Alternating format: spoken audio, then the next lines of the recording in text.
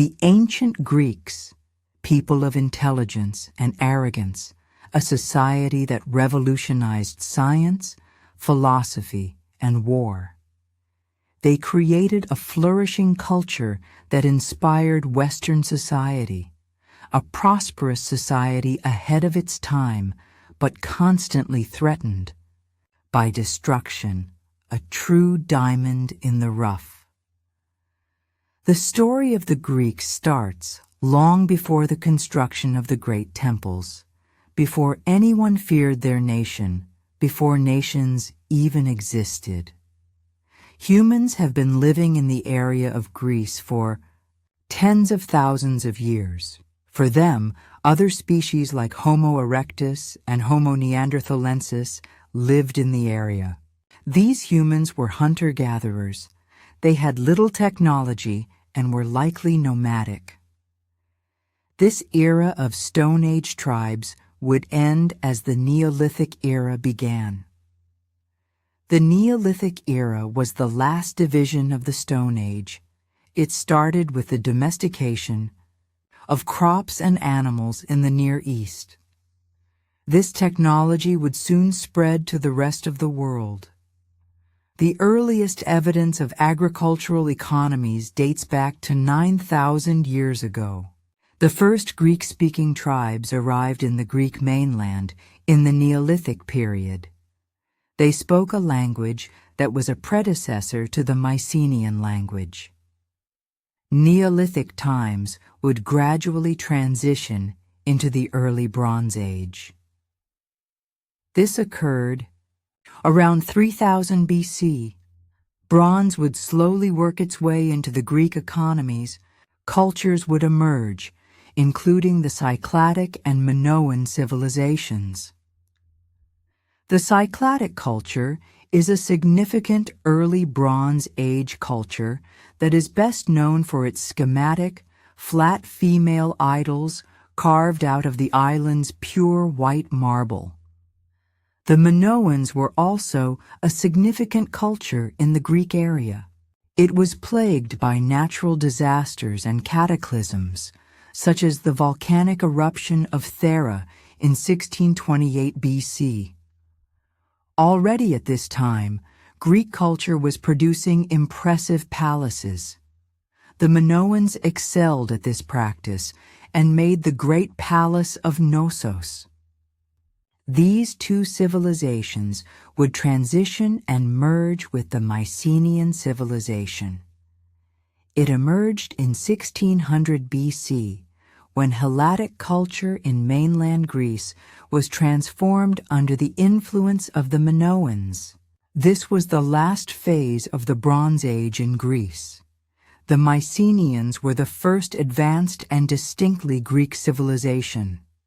They displayed the ability to produce advanced works of art, urban organizations, and even a writing system. Unfortunately, they had not yet made leaps in the field of politics. Mycenaean civilization was dominated by a warrior aristocracy. Around 1000 BC, the Mycenaean civilization collapsed. Numerous cities were sacked, and the region entered the Dark Age. During this period, the Greek population declined, and so did their literacy. Archaeologists are not certain what caused this collapse, but a hostile enemy is thought to be the cause. The Dorians were one of the four major ethnic groups of Greeks. They were thought to have been one of the reasons this collapse happened. They were thought of as uncivilized and ended up seizing the land. These Dorians are thought to have been the ancestors of the famous Spartans. During this time, Mycenaean cities became more fortified. Inevitably, the collapse happened. Palaces were burned, and structures were abandoned. The Macedonian Dorian tribes marched into the Peloponnese and subjugated local tribes. These tribes settled in South Peloponnese. This is where the legendary warrior society known as Sparta, formed. In Greek mythology, the Trojan War was waged against the city of Troy by the Greeks. It was started after Paris of Troy took Helen from her husband Menelaus, the king of Sparta. The war is one of the most important events in Greek mythology and included legendary figures like Achilles and Hector. The story is told through both the Iliad and its sequel, the Odyssey. These two works are said to have been created by the author Homer, but the existence of this man is in question. The works were created hundreds of years after the events are thought to have occurred. The books cover two different short periods of the war, and other stories contain much more information. These two stories are thought to be works of Greek mythology rather than history, and the existence of Troy and the siege of Troy has been a heavily debated topic. Regardless, these two books are very important texts. The Iliad and the Odyssey have been compared to the Bible in their importance to the Greek people. For modern audiences, these texts offer a glimpse into an ancient story rather than a historical account. The ancient Olympic Games were originally a festival or celebration for Zeus. Here, they would worship the massive statue of Zeus. This statue was one of the 7 wonders of the world and was over 12 meters, or 40 feet, tall. The games were a series of athletic competitions among representatives of different city-states.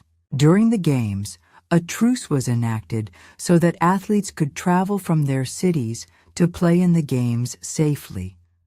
The prizes for the victors were olive leaf crowns, as well as fame. The games became a political tool used to assert dominance over rivals. The games included many different forms of athletics. Sprints and long-distance running were among the first games to be added. There was even a game where contestants would run in full armor. Boxing and wrestling were important games, as well as a game called pancratium. This game involved wrestling, boxing, kicks, and chokes. It was an ancient equivalent to modern mixed martial arts.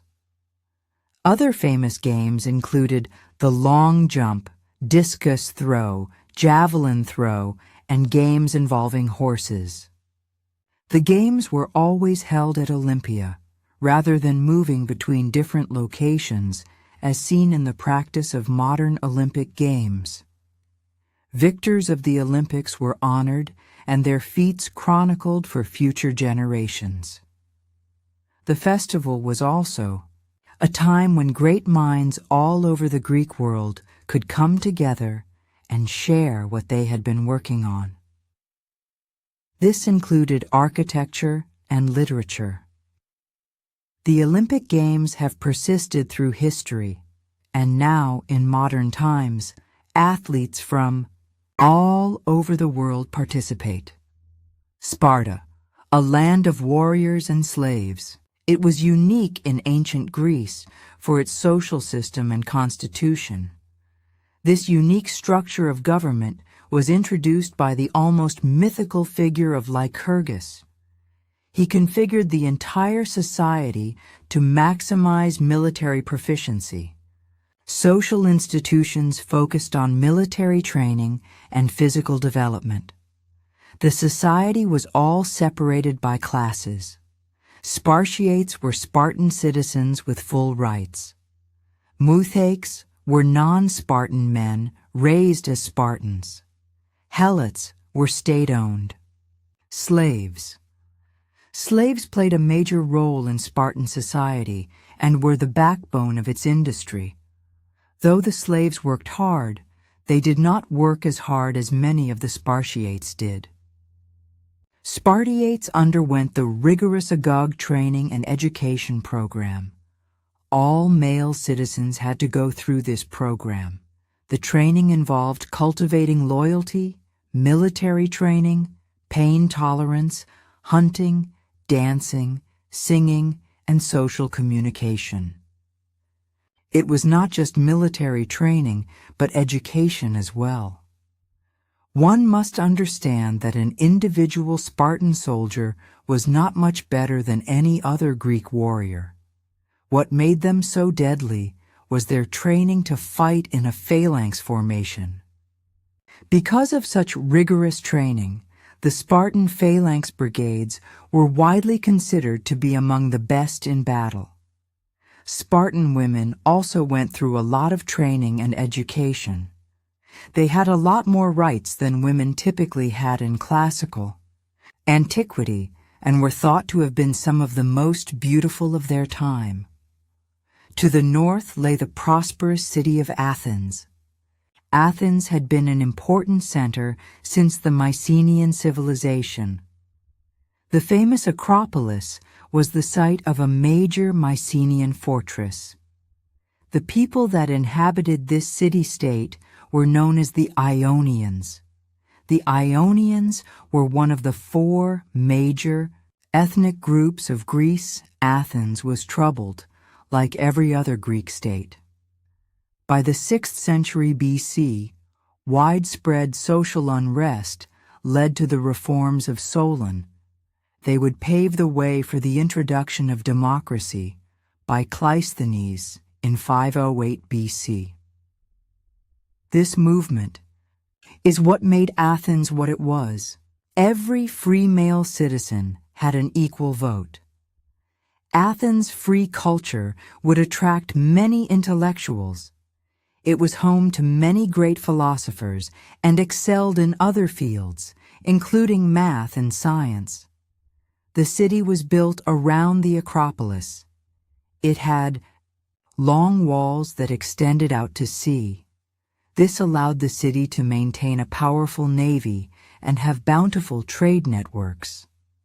In 496 BC, Athens used its powerful navy to help the Ionian revolt against the Persian Empire.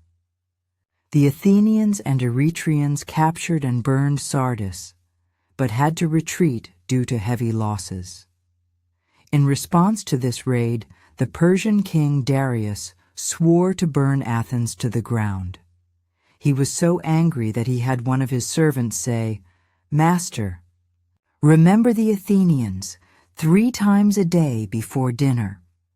The Persians themselves were very powerful and had one of the most powerful nations on the planet at the time.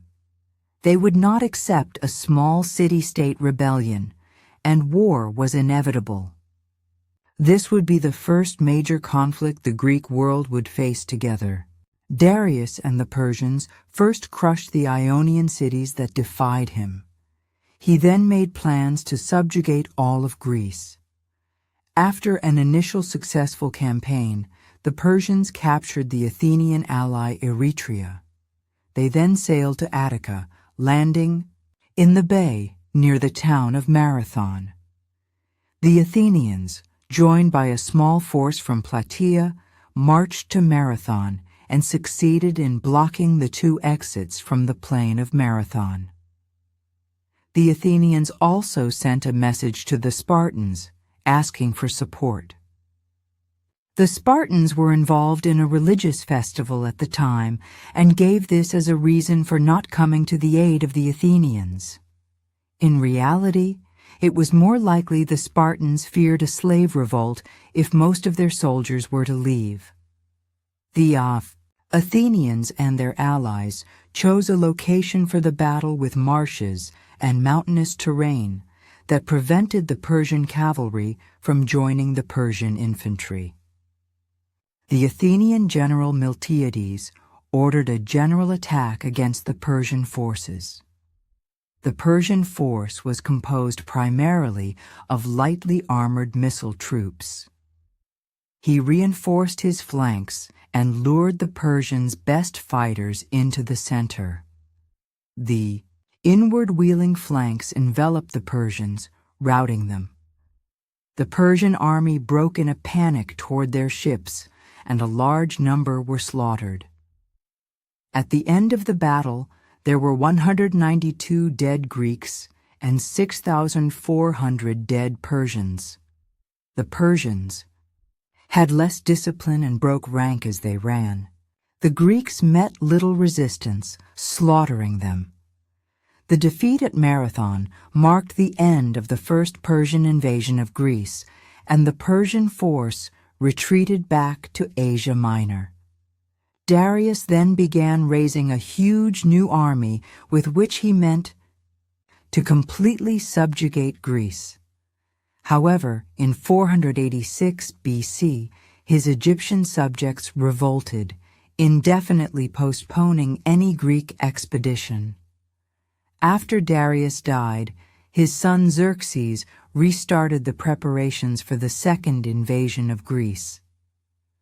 The Battle of Marathon was a watershed in the Greek-Persian wars, showing the Greeks that the Persians could be beaten.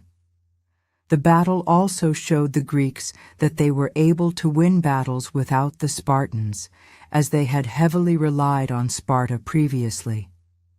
The victory was short-lived, though. Soon, the Persians would be back to test the Greeks once again. The second invasion of Greece began in 480 BC. King Xerxes of Persia sought to conquer all of Greece. His father had attempted to invade Greece once again, but could not muster the forces in time.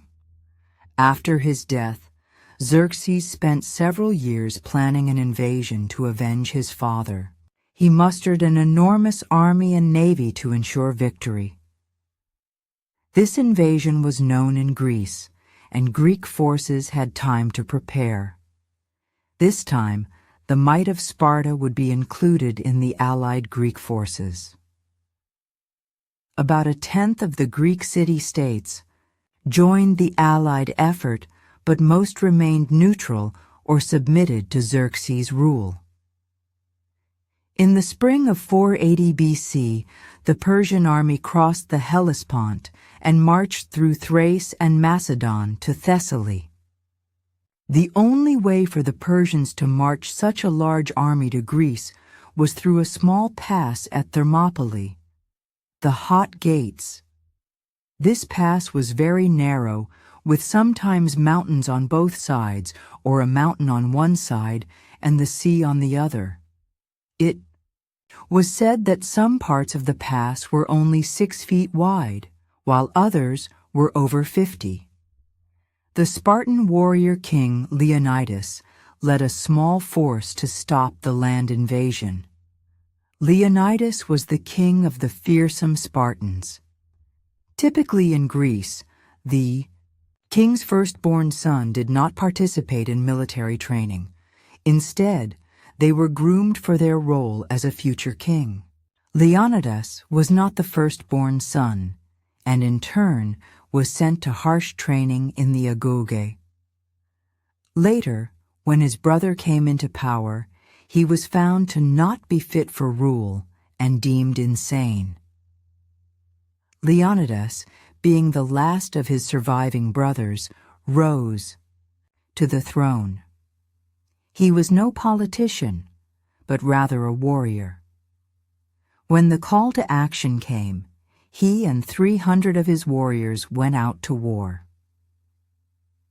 The reason that more Spartans were not brought to this conflict was likely because a slave revolt would form in Sparta if the soldiers were not there.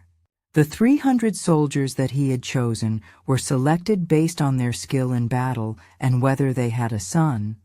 This way, their bloodline could continue after the inevitable death at the Battle of Thermopylae. Each Spartan likely knew that their death was soon to come and were more than happy to die for Sparta. Death in battle was one of the greatest accomplishments for a Spartan warrior. The Spartans were the most elite warriors of their day, and 300 of them would hold the Hot Gates. Other Greeks helped defend the pass, including 4,000 Peloponnesians and 3,000 other Greek forces. Simultaneously to the land battle, A battle was fought at sea as well. The Athenian general Themistocles planned to block the advance of the Persians at sea. Themistocles was a brilliant Athenian politician and general. He was part of a new wave of non-aristocratic politicians who were strong advocates for democracy. Prior to the second invasion of Greece, Themistocles convinced the Athenians to build a 200-ship fleet of advanced triremes. This way, they could defend against the naval attack. His prediction of a naval invasion came true, and this is what caused the Battle of Artemisium. At the Battle of Thermopylae, the Spartans met an army estimated to be over 150,000 men. The Persians were stalled for 4 days before the battle began. The Greeks were able to make a defensive fortification out of an old wall that existed on the pass. The Persians thought the small force was laughable, but they knew many casualties would come in the battle. Xerxes ordered them to drop their weapons, and in response, King Leonidas said, "Come and take them." The Persian army was running out of food and had to attack. On the 5th day, the battle began.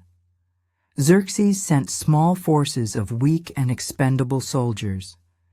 By the end of the day, only a few Greeks had died, while tens of thousands of Persians had perished. The Spartan superiority came from a lifetime of training, preparation, and good equipment. The Spartans were covered in tough bronze armor and had large bronze shields. They also carried large spears and 2 different kinds of short swords. Spartans would stand in a shield wall called the phalanx formation. This formation provided near-impervious protection from projectiles. The formation took advantage of a long spear to stab any incoming enemies. If the enemy ever broke through, then short swords could be utilized to kill the enemy. The reason so many Persians died is because they had no way to defeat the Spartans. The first forces sent forward had little armor, weak wicker shields, and poor offensive equipment.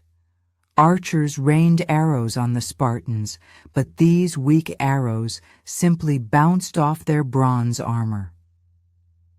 The first day, the Persians were absolutely massacred. On the second day, the same thing happened, until Xerxes sent in the immortals. They were called this because when one would die, they would immediately be replaced, giving the impression that the force was immortal. They had heavier armor and fought in a tough formation. The Spartans outsmarted them by feigning a retreat. When the immortals chased after them, the Spartans quickly reformed their phalanx and decimated the force. By the end of the day, a few more Greeks had died, but the Persians had lost over 10,000. After the second day of battle, a local resident named Ephialtes betrayed the Greeks by revealing a small pass used by shepherds. When King Leonidas became aware that his force was being outflanked, he dismissed the bulk of the Greek army. The king and his 300 men stayed behind, along with a few hundred other Greeks. They had to stay for a number of reasons, one of which was to stop the elite Persian cavalry from charging and killing the retreating army. With 300 Spartans and Iphos 700 Thespians, King Leonidas made his final stand against the ensuing force. The Spartans were thirsty for blood and inflicted heavy casualties on the Persians. They fought with everything they had. Eventually, the warrior king was killed in battle. The remaining soldiers fought viciously to protect and recover his body, defending it until their deaths. Xerxes was infuriated and ordered Leonidas's body to be crucified. Usually the Persians respected the death of brave warriors, but the angry king made an exception. He took Leonidas's head and body back to Persia. Much later, the king's bones were finally returned to Sparta. King Leonidas's selfless act would immortalize him in Western culture for eternity.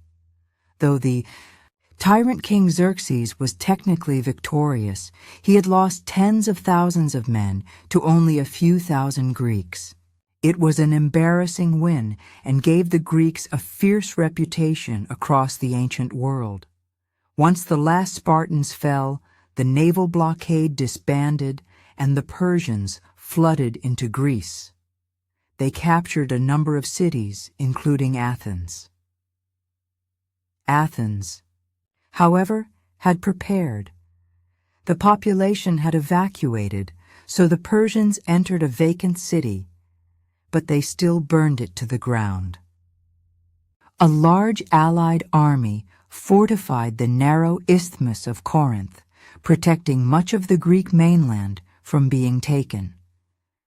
The war was far from over, and the navy still had a plan to defeat the Persians. Both sides sought a decisive naval victory. The Athenian general Themistocles succeeded in luring the Persian navy into the narrow straits of Salamis. A large number of Persian ships became disorganized and were beaten by the allied fleet. Wary of being trapped, Xerxes withdrew much of his army back to Asia. In the process, he lost many of his forces to starvation and disease. Still determined to conquer Greece, Xerxes left his general Mardonius to complete the war. The following spring, the Allies assembled the largest hoplite army ever. They marched north from the isthmus to confront Mardonius.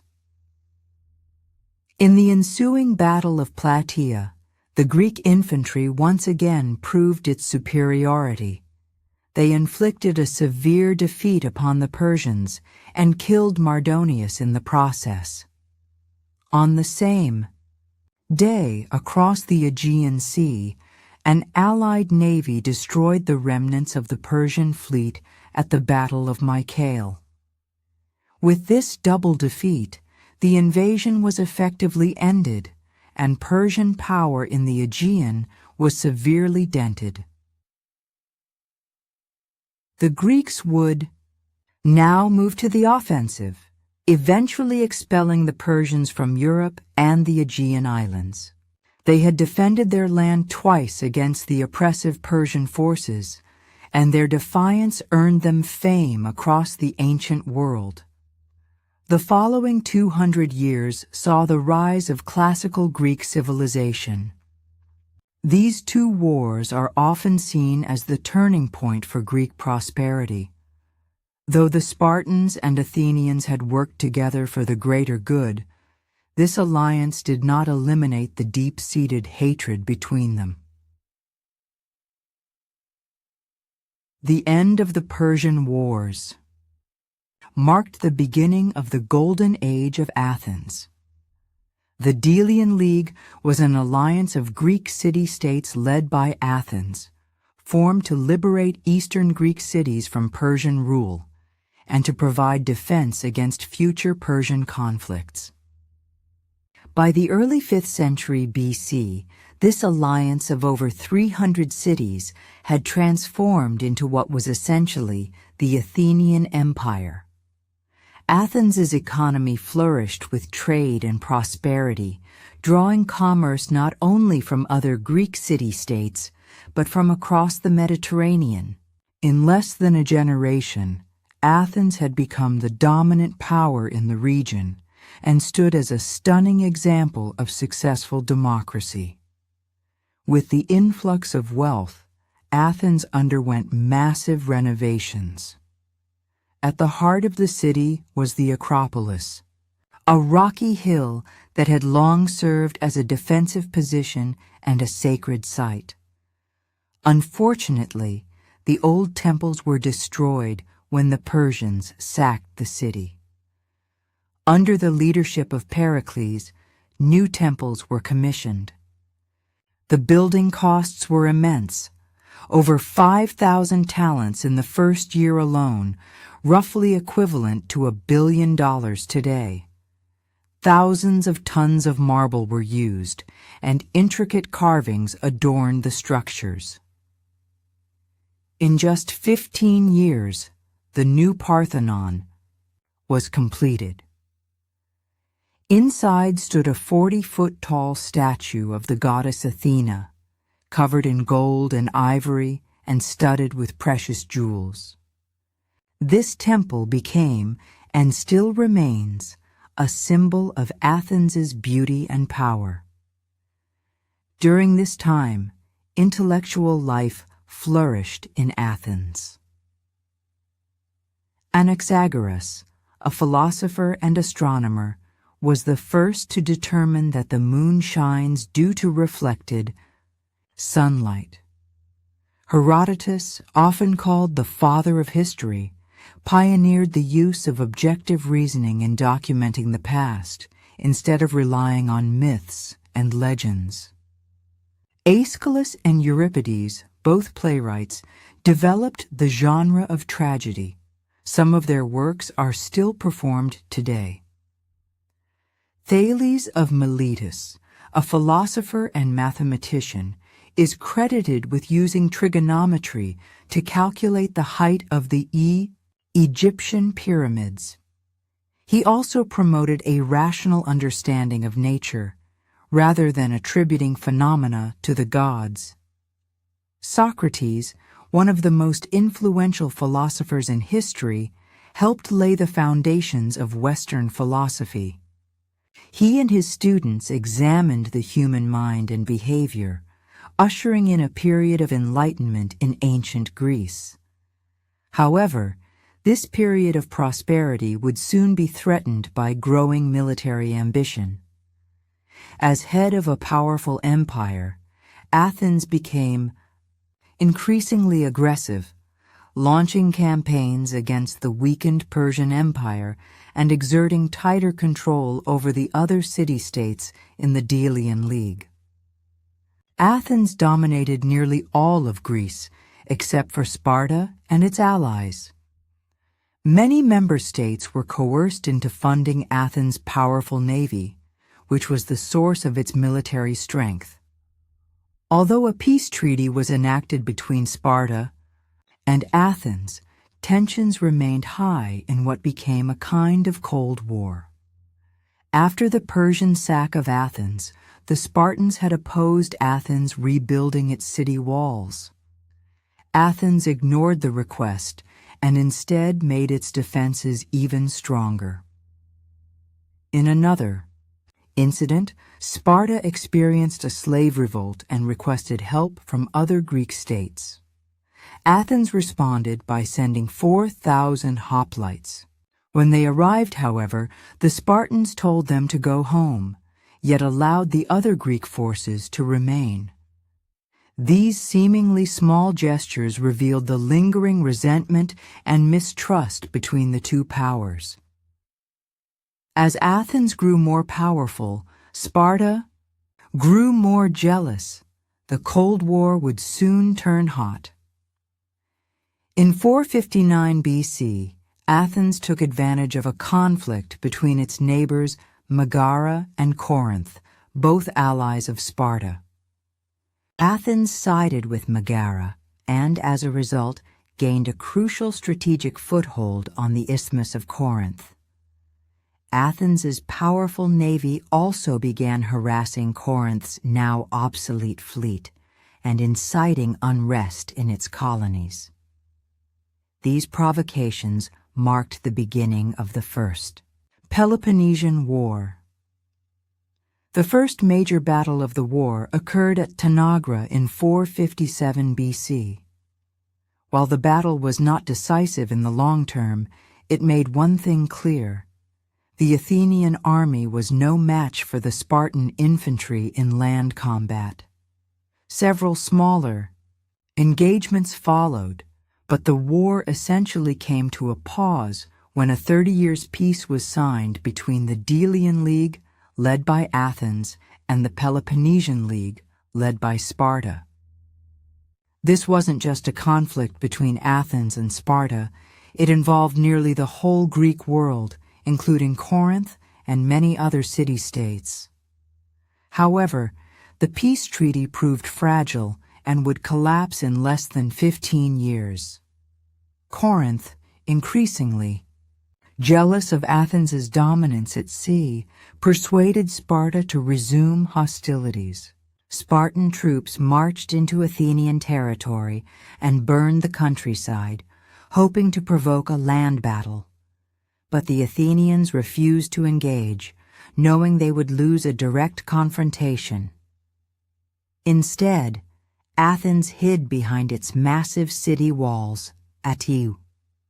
This time, Athens had constructed an extensive system of fortifications, including long walls connecting the city to its port, Piraeus. This ensured continued access to grain shipments from Africa and supplies from its powerful navy. Pericles, the brilliant Athenian statesman, had crafted this strategy. Avoid land battles, use the navy to blockade Peloponnesian trade, and raid Spartan territories along the coast. It worked, until disaster struck. A shipment of tainted grain brought plague into the overcrowded city. Disease spread rapidly, killing nearly a quarter of the population. Even Pericles himself died. The Spartans, fearing infection, scaled back their offensive. Athens, reeling from the crisis, grew more aggressive. Its navy launched raids along the Peloponnesian coast and even built forts that encouraged enslaved helots, Sparta's slave class, to flee. Another peace attempt was made, but Athens, desperate to regain momentum, turned its eyes abroad. The wealthy city-state of Syracuse, on the island of Sicily, was a major hub of Mediterranean trade. Athenian leaders believed that conquering it would shift the balance of power. They launched a massive expedition, sending over 10,000 hoplites and most of their navy. It was a catastrophe. Athenian generals disagreed on strategy, and both the infantry and fleet were annihilated. The campaign cost Athens 10,000 troops, 2/3 of its warships, 30,000 professional oarsmen. An irreplaceable loss disaster deepened when 20,000 slaves working in Athens's crucial silver mines were freed. Attempting to recover, Athens demanded funds from other Delian League members, but this only bred resentment and rebellion. Around the same time, Sparta accepted gold from Persia to build its own fleet. With a now powerful navy, Sparta won a decisive naval victory and blockaded Athens, cutting off critical supplies. Faced with starvation and no hope of relief, Athens was forced to surrender. Sparta won the Peloponnesian War, but it came at a steep cost. Many of its elite soldiers had perished, and the Peloponnese was exhausted. This created a power vacuum, and into that vacuum stepped a new force. Philip II of Macedon was born in 382 BC.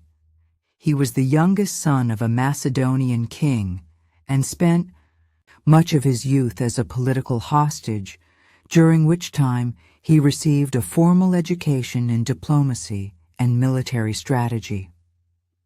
In 364 BC, Philip returned to Macedon after hearing of his eldest brother's death. He quickly secured control of the throne and became sole ruler. Drawing on the military education he had received during his captivity, Philip's combination of diplomatic cunning and military innovation brought him early success. He reformed Macedon's army from a provincial force into a formidable war machine. His most famous innovation was the phalanx infantry corps. While the phalanx was used by other Greek armies, Philip revolutionized it. His soldiers were armed with the sarissa, an extremely long spear, up to 18-22 feet, that extended several rows deep. This created a dense, bristling wall of spears, almost impossible to breach by cavalry or enemy infantry. But unlike other Greek generals, Philip didn't rely on heavy infantry alone. He also integrated light troops, cavalry, archers, and skirmishers, making the Macedonian army flexible and more effective on diverse terrain. Through a mix of marriages, alliances, and wars, Philip rapidly expanded his influence across northern Greece. In 356 BC, his son Alexander was born. 3 years later, in 353 BC, Philip conquered Thessaly, gaining control over nearly all of the north. Next, he set his sights on central Greece. Although Athens remained technically at peace with him, his ambitions were unmistakable. Using diplomacy and force, Philip brought most of central Greece under Macedonian control, all except Sparta and its allies. He famously sent Sparta a message: "You are advised to submit without further delay, for if I bring my army into your land, I will destroy your farms, slay your people, and raze your city." The Spartans replied with a single word: "If." Despite this defiance, Philip chose not to invade. Sparta was no longer the dominant power it once had been. More importantly, Philip's ambitions lay elsewhere. With nearly all of Greece under his influence, Philip turned eastward to campaign against the Achaemenid Persian Empire, the same empire that had once tried to conquer Greece. With the combined strength of a unified Greece, Philip achieved several military victories and reasserted Greek dominance around the Aegean Sea. But in 336 BC, during a grand celebration in the Macedonian capital, a wedding between Philip's Sophie, daughter, and Alexander I of Epirus, Philip was assassinated. As he entered the theater unguarded, one of his own bodyguards stabbed him. The assassin tried to flee, but tripped on a vine. He was immediately cut down by other guards. The true motive behind the assassination remains a mystery to historians. With Philip dead, the throne of the united Greek world passed to his 20-year-old son, Alexander. Alexander was no ordinary prince. He would go on to become one of the most famous and successful military commanders in all of classical antiquity. He was born to Philip's fourth wife, Olympias, who was his principal wife for a time. Myths and legends surrounded Alexander's birth. Some claimed that Zeus himself, not Philip, was his true father. According to one tale, on the night of his birth, the temple of Artemis at Ephesus, one of the 7 wonders of the ancient world, burned to the ground. Many believed the goddess had abandoned her temple to witness Alexander's birth. Alexander was raised in the manner of Macedonian nobility, trained to read, ride, hunt, and fight. When he was just 10 years old, a trader brought Philip a wild, unmanageable horse. None could tame it, and Philip ordered it sent away. But Alexander asked for a chance. Observing that the horse was afraid of its shadow, he turned it toward the sun and calmed it. He mounted it and rode effortlessly. Overjoyed, Philip reportedly said, "My boy, you must find a kingdom big enough for your ambitions. Macedon is too small for you." Alexander named the horse Bucephalus, meaning ox head. It would become his beloved war horse, accompanying him through most of his campaigns. When Alexander was 13, Philip chose Aristotle to tutor his son. Aristotle is one of the world's greatest philosophers. He founded dozens of schools and wrote countless works on topics such as physics, biology, logic, ethics, music, rhetoric, psychology, economics, politics, and much more. Aristotle provided a complex synthesis of various philosophies existing prior to him. It was above all from his teachings that the West inherited its intellectual lexicon, as well as problems and methods of inquiry. As a result, his philosophy has exerted a unique influence on almost every form of knowledge in the West, and it continues to be the subject of contemporary philosophical discussion. He is one of the greatest minds of our species, and Alexander had the privilege of learning from him. He was taught at the Temple of Nymphs at Mysa. The temple was like a boarding school for Alexander and many other Macedonian youths. Ptolemy, Parmenion, and Cassander all attended this school and would go on to become his famous generals. This group is commonly known as the Companions. Aristotle taught Alexander and his companions about medicine, philosophy, morals, religion, logic, and art. Under Aristotle's tutelage, Alexander developed a passion for the works of Homer, and in particular, the Iliad. Aristotle gave him an annotated copy, which Alexander later carried on his campaigns. During his youth, Alexander was acquainted with Persian exiles at the Macedonian court. This gave the Macedonian court good knowledge of Persian issues, and may even have influenced some of the innovations in the management of the Macedonian state. At the age of 16, Alexander's education by Aristotle ended, and he immediately began to campaign. He was given a small force of his own, and his father used him to keep the empire from falling apart. He led his soldiers into battle and stopped revolts. As he became more experienced, he began to fight in major battles with his father. He showed to be intelligent and cunning as a leader, as well as a good cavalryman. Family drama came when Philip's love interest swayed from Alexander's mother. This caused Alexander to leave Macedon in a rage, only to return a few months later. Though Alexander was great and loved by many, he was still not the clear heir to the throne.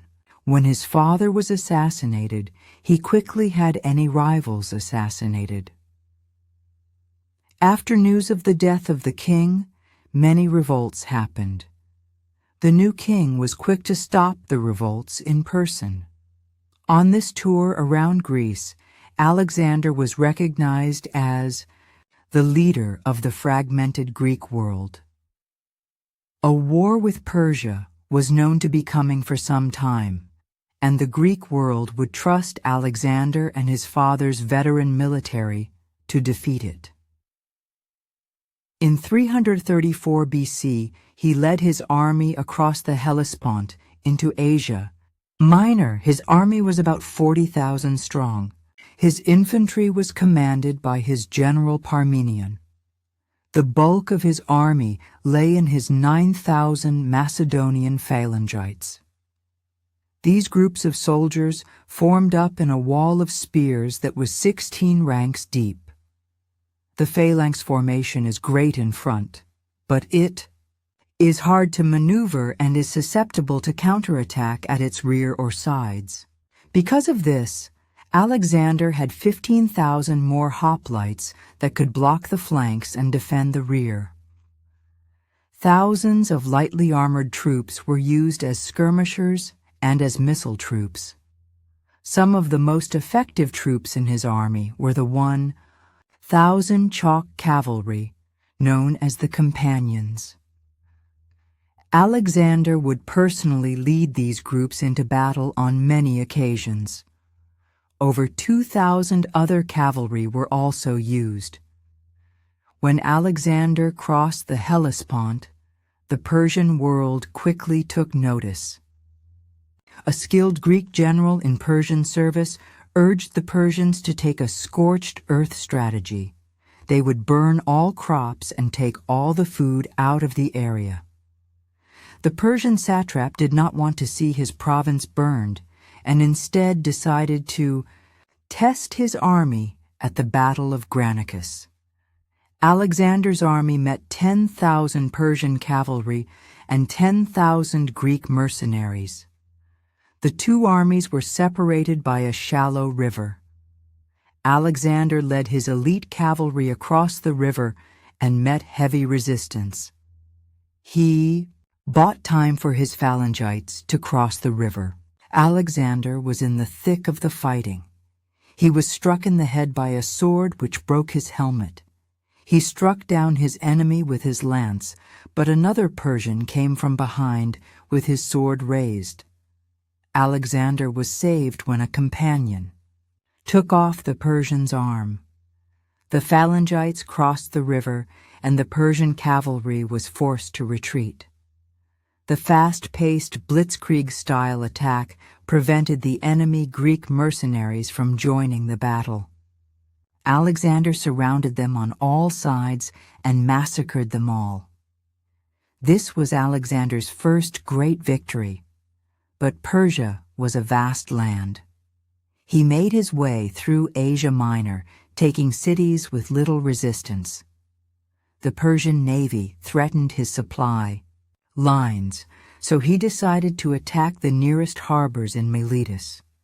The cities put up a strong resistance, but were eventually taken. Alexander continued his advance. At the city of Gordium, he was shown the Gordian knot. It was a length of rope that no one could untie. It was said whoever could untie it would rule all of Asia. Alexander drew his sword and slashed it in half. 18. Months had passed since Alexander first crossed into Persian lands. He made his way through Syria, not knowing the Persian royal army led by King Darius was behind him. King Darius was determined to end his campaign in Syria with his army that was almost twice the size of Alexander's. Darius blocked his way out of Syria, which was only a few miles wide. This narrow battlefield suited Alexander's smaller army. King Darius's army was about 100,000 strong, including the 10,000 Persian immortals. The two armies met between a river at the Battle of Issus. The Macedonian army was positioned in a typical fashion, with the phalanx at its center, reinforced by hoplites and lighter troops, and cavalry on its flanks. The Persian army maintained its position. In typical Alexander formation, he charged across the river. The speed and shock of the Macedonian advance caused heavy Persian casualties. The phalanx had trouble keeping up with the cavalry, and its formation became disordered. It was slowly being pushed back. Alexander and his companions charged straight into the Persian center. The phalanx was able to push the Persians back. Alexander then charged King Darius himself.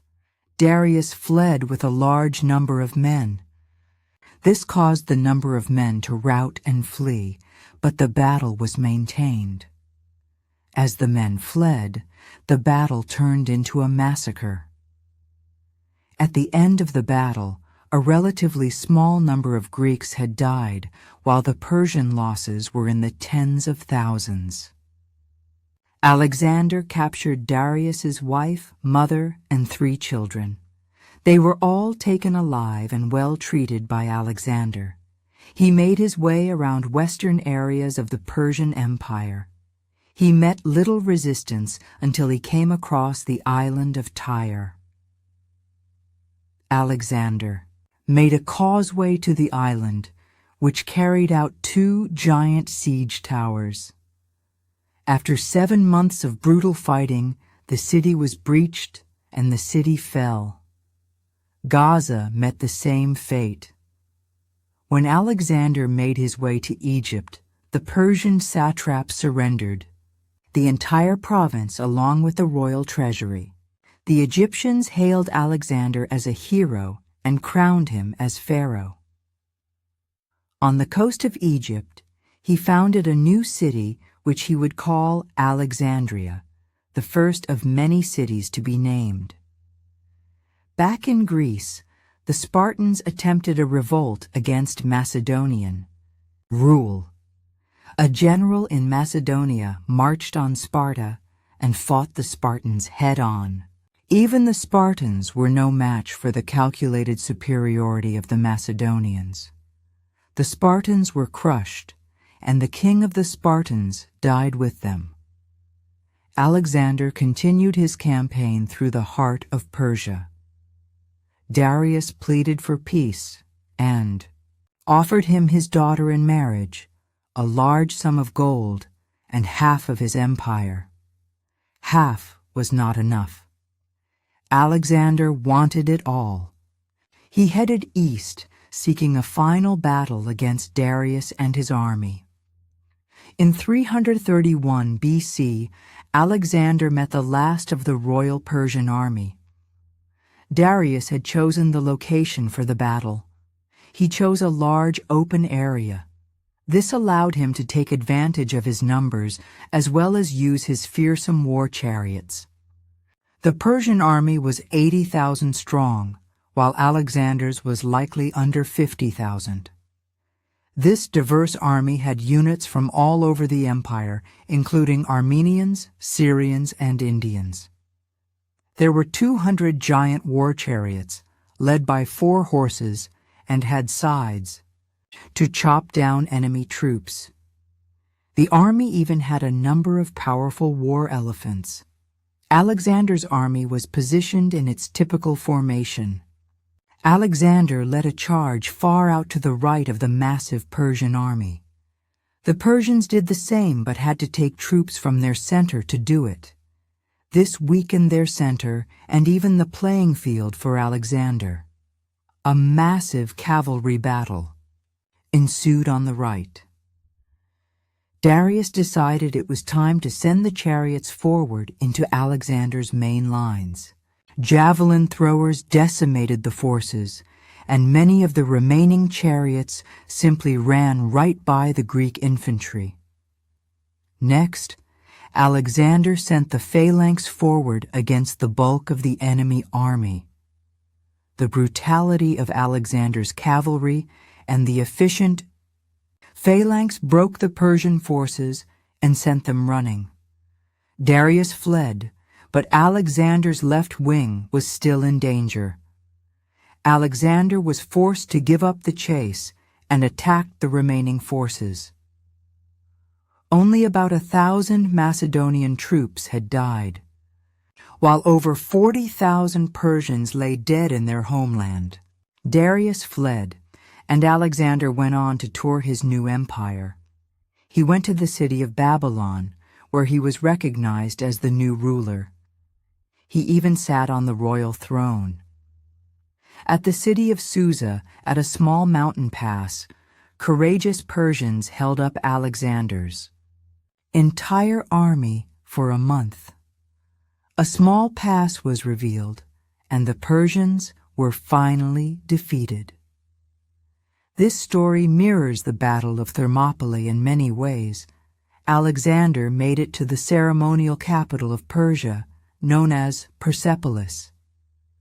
Here he burned the city to the ground as payback for the invasion of Greece and the burning of Athens's sacred temples. He now headed north to finally capture Darius. Darius tried to form an army, but he was murdered by one of his own governors, Alexander. Returned Darius's remains to the royal tombs and paused his campaign. He organized his empire before continuing to capture the eastern provinces. Alexander marched on through the eastern provinces, crushing small rebellions and armies.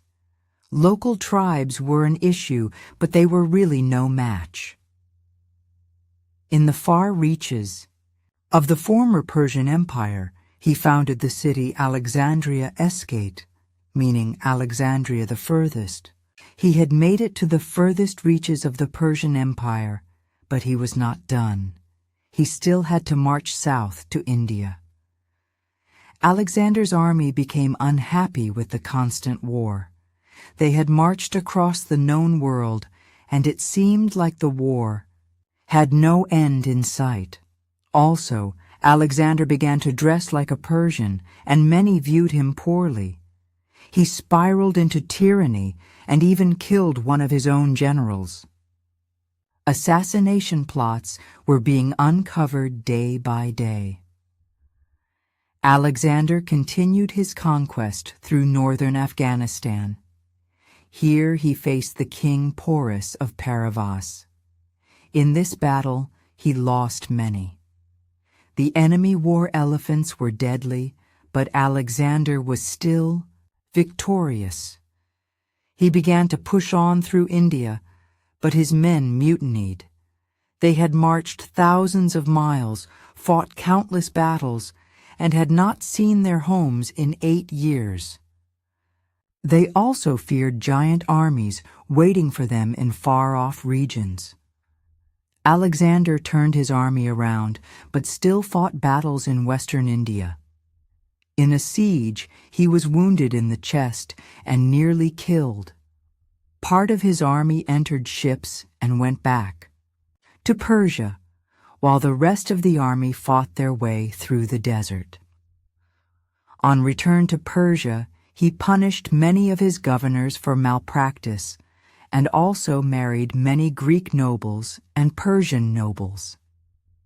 He paid all of his soldiers and trained new, massive armies. Many of his Greek soldiers mutinied again, but Alexander was able to win their trust once more in a great speech. He returned to Babylon and celebrated his great victories. He planned his next campaign through Arabia and beyond. This is when he developed a sudden fever and died days later at only age 32. He had accomplished more than any man in history. He was the king of perhaps the most powerful empire ever to exist at the time. He never lost a battle despite usually being outnumbered. He led his army from the front and received a number of life-threatening injuries in the process. Perhaps his most important legacy lies in his appreciation for Eastern culture and his willingness to share it.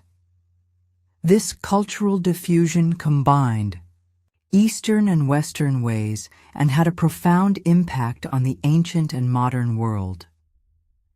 His death caused the start of the Hellenistic period. This period saw the rise of new comedy, Alexandrian poetry, the formation of new philosophies such as Stoicism, Epicureanism, and Pyrrhonism. Greek science became even more advanced, and religious fear expanded to include new gods such as Greco-Egyptian, Serapis, Eastern deities such as Attis and Cybele, and syncretism between Hellenistic culture and Buddhism in Bactria and northwestern India. With the death of Alexander came the collapse of his empire. With no obvious successor, the empire fragmented, and many Greek and Persian rulers took over different areas. This was the end of an era, and the world would never be the same. Interestingly, Alexander's tomb would become a symbol of power in the ancient world. His massive gold sarcophagus would be carried around and passed from one ruler to the next. Meanwhile, wars were fought around the former empire. The Greek world revolted against the Macedonians. City-states would gradually gain independence, but Macedon remained a powerful nation. Philip V of Macedon was the last Greek ruler with both the talent and the opportunity to unite Greece. The next great threat for the Greek world was the ever-increasing power of Rome. Rome had been gradually growing and conquering its neighbors for decades. They would eventually expand and face the fearsome Macedonian phalanx head-on. The past century had seen the Greek world dominated by three primary successor kingdoms of Alexander the Great's empire: Ptolemaic Egypt, Macedon, and the Seleucid Empire. The imperial ambitions of the Seleucids after 230 BC were particularly destabilizing. The Seleucids set out to conquer Egypt. Egypt responded through a major campaign. This campaign led to military victory against Seleucid incursions, but in 205 BC, when Ptolemy IV was succeeded by a 5-year-old Ptolemy V, the newly armed Egyptians turned against each other. The result was a major civil war between North and South. Seeing that all of Egypt could now be easily conquered, the Macedonians and Seleucids formed an alliance to conquer and divide Egypt between themselves. This represented the most significant threat to the century-old political order that had kept the Greek world in relative stability. This political turmoil threatened to weaken Greece, and a powerful nation could take advantage. Rome was the nearest and most threatening power to Greece. Yet the Roman and Greek worlds weren't all that different. Greek people did not hate or fear the civilized people of Rome, and the Roman people saw them as a similar people in a different situation. The Roman Republic was ambitious in its expansion, but wasn't particularly interested in the immense challenge it would be to conquer. Greece was already dealing with a lot of other hostile nations. Rome was a powerful nation, though, and the subjugation of Greece was likely inevitable. It controlled all of Italy and many more territories in the Mediterranean. The Republic was able to gradually take over the Italian peninsula with the help of cunning politics and military dominance. In this period, it developed its unique military strategy. Many militaries at this time relied on the classic hoplite army or more advanced phalanx formations, often attempting to copy the famous Macedonian phalanx. At one point, Rome also used this type of military, but evolved its forces to use close fighting instead of relying on long spears. It used short swords to fight in close quarters. It also relied on the protection of its forces. The main forces were heavy infantry, covered in tough, often steel armor, and held large rectangular shields called the scutum. This armor made them very effective against spears, and they could push through attacks and come in close for the kill. The main strength of the Roman army was how disciplined the legions were. It also took advantage of cavalry, missile troops, skirmishers, and auxiliaries. Rome was in a war against the military genius Hannibal at this time. Philip V of Macedon decided to ally himself with Hannibal and Carthage. The Roman Senate did not take this lightly and dispatched forces to combat the nation. They sent troops to Greece, but did not plan for a full war. This war, known as the First Macedonian War, consisted of small raids and skirmishes. Rome did not wish to have a full-out war and rather kept Macedon busy while they dealt with Carthage. Increased military ambition by King Philip of Macedon would be the beginning of the Second Macedonian War.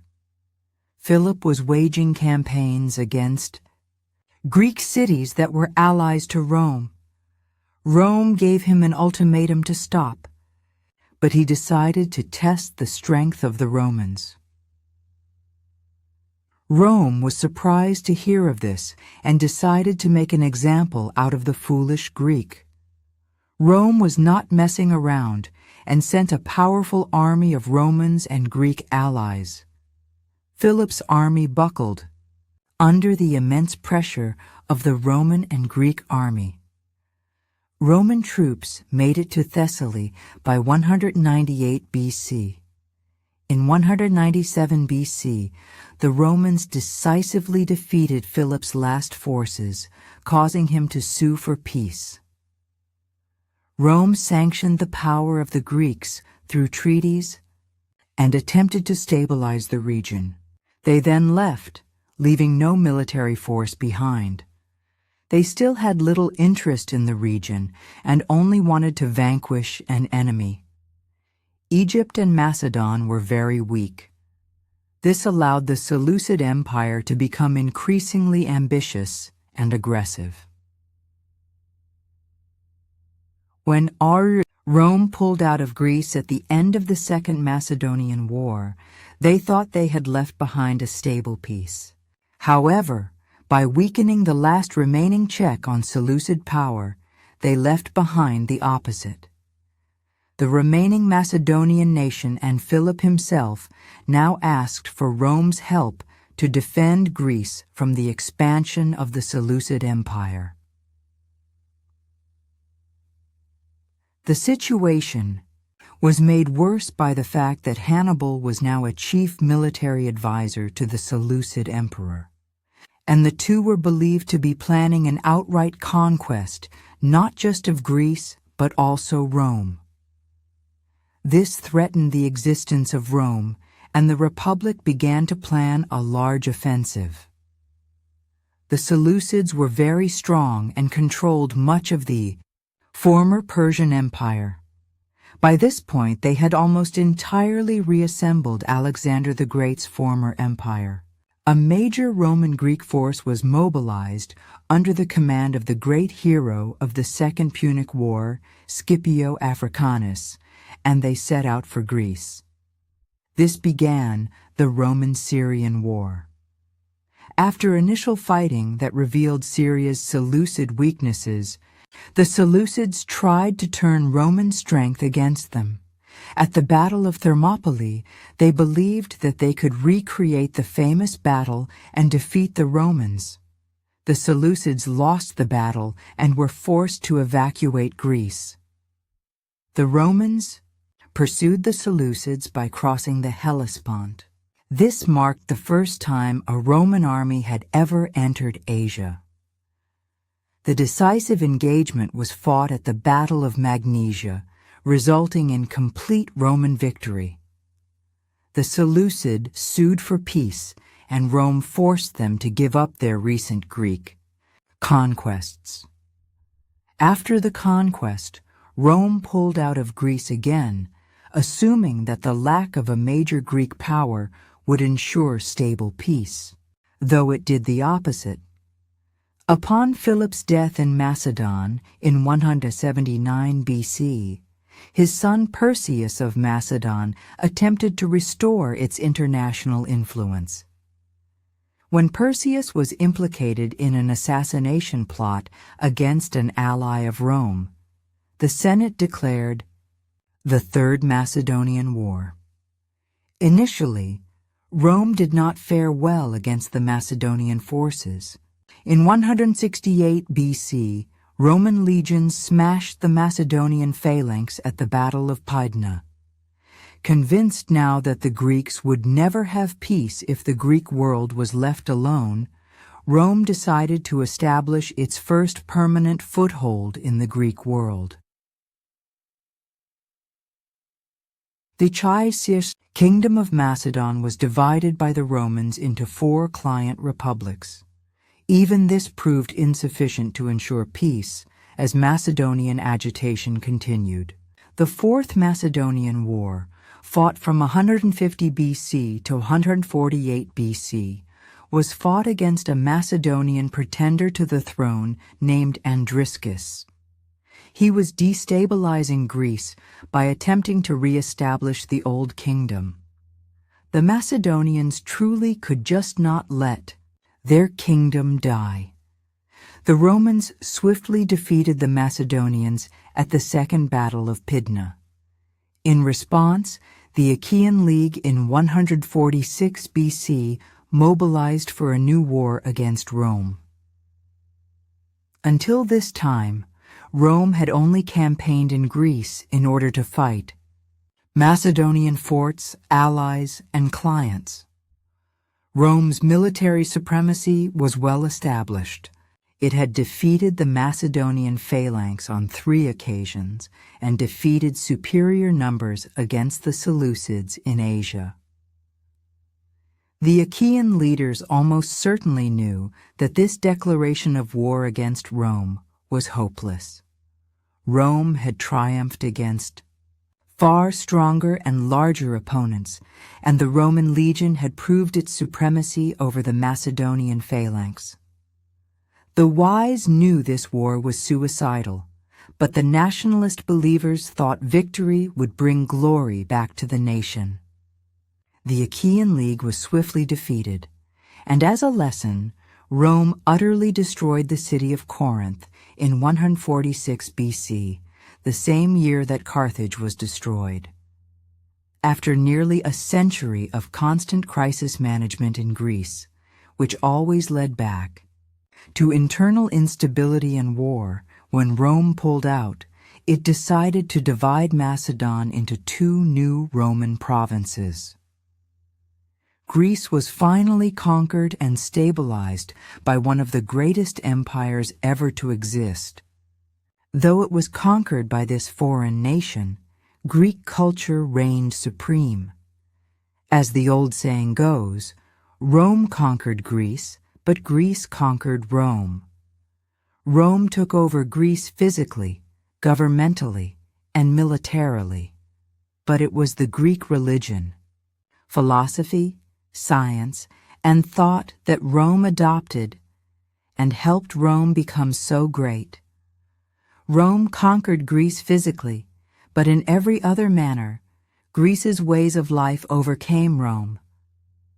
This is among Greece's greatest legacy, not the military victories or the great city-states, but the rich culture that proved superior to many others.